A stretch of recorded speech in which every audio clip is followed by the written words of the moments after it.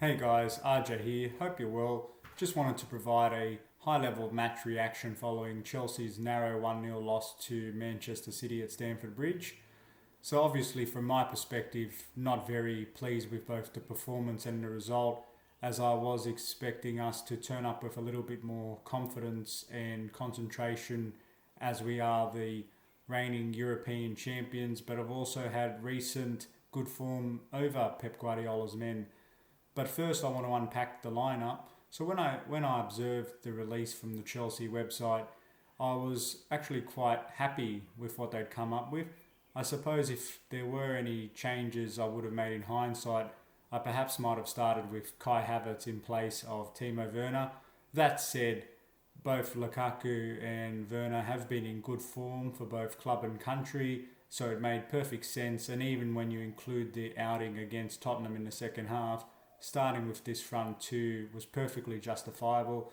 But from my personal perspective, I would have perhaps had Kai to start the game and swap in Timo against a hopefully tiring City in the second half. But that said, I thought Timo Werner was one of our brighter players in what was a pretty underwhelming performance all round.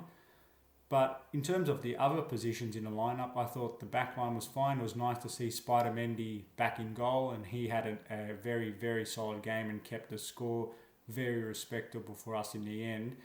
And when you have Rudiger, Christensen, and Azpilicueta, and you've also got Reece James there, who unfortunately got himself injured early in the first half, and Marcus Alonso, I thought as a collective unit they defended quite well.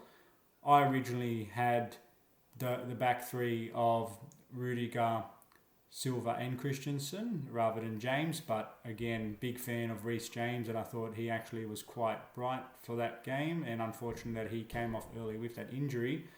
And then all the talk was about the midfield area, and again, when you compare what we played with against Spurs in the second half, having Kovacic, Jorginho and Kante in that engine room, it made perfect sense to have them to try to stifle the engine room of a very fluid and fast-moving City squad.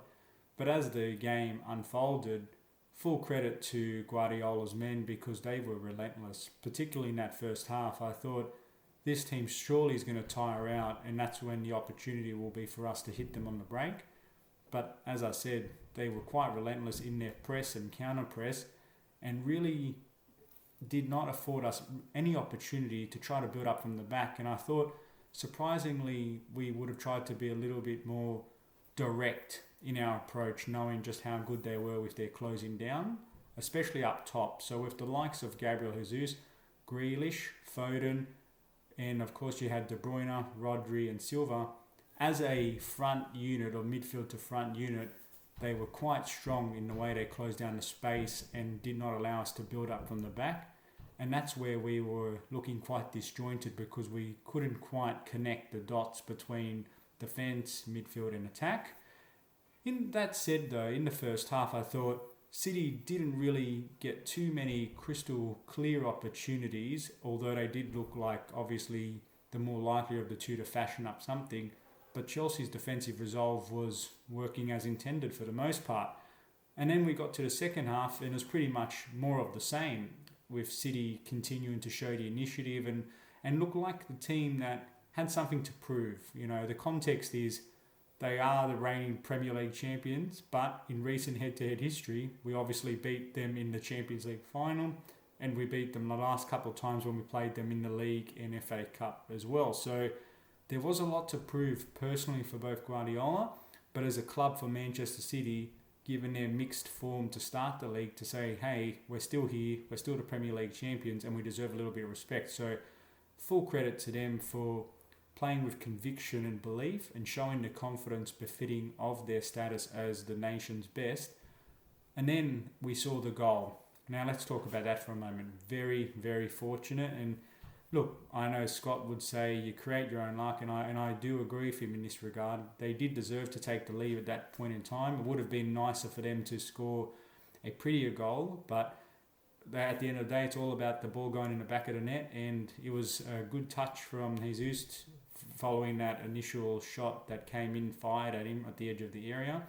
And unfortunately, it ricocheted off Jorginho past the helpless Mendy. But then after that, it took that significant change in momentum to really shake things up for Chelsea. And I thought we did start to find some openings. And one of the positives I'll take away from this game was the introduction of Loftus-Cheek. Now, we've been speaking about Big Ruben for a long time now. Should he stay? Should he go? Is he going to fulfill his potential, or is it better for him and everybody else if he parts ways, and we wish him all the best? But in the last couple of games, we've started to see signs of life from Big Ruben, and I thought, again, when he came on, he was making some really cheeky runs, he was bumping people off the ball, and he was playing quite progressively, but was also very controlled when pressed by an aggressive City outfit. So for me, big bright moment for me was seeing him return and hopefully get more minutes starting with Juventus. So fingers crossed for big Loftus-Cheek there. However, in terms of the remainder of the game, City could have had another couple of goals, but Mendy was superb defending our goal line and coming up with some crucial saves, and Thiago Silva for goal line block against Jesus, I believe it would have been his second. And in the end, we did have a disallowed goal, which was a clear offside, so no qualms there. But in the end, we are in a transition state. Yes, we are the champions of Europe, but the reality is we finished fourth in the Premier League last season against a team that took the title quite easily. It was always going to be a bridging of the gap between us as wanting to be genuine contenders and trying to make our way to become actual champions of England again. So for us, lots to take away, early days, and I actually got the sense in Thomas Tuchel's pre-match press conference that while it was a huge game in its own right, the result wouldn't be the end of the world given the stage of the season where we're at. So in the end, it's a bitter pill to swallow. I hate losing. Chelsea fans, we also hate losing because of the high expectations we have.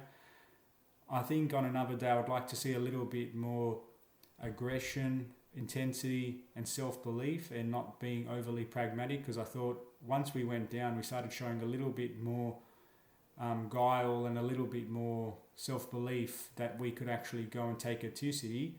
So if in the return fixture, I'm hoping that the chemistry will be improved, and we'll also have our full complement back in Mason Mount, who I thought was a major loss, and of course Christian Pulisic, who gives us a different type of attacking option.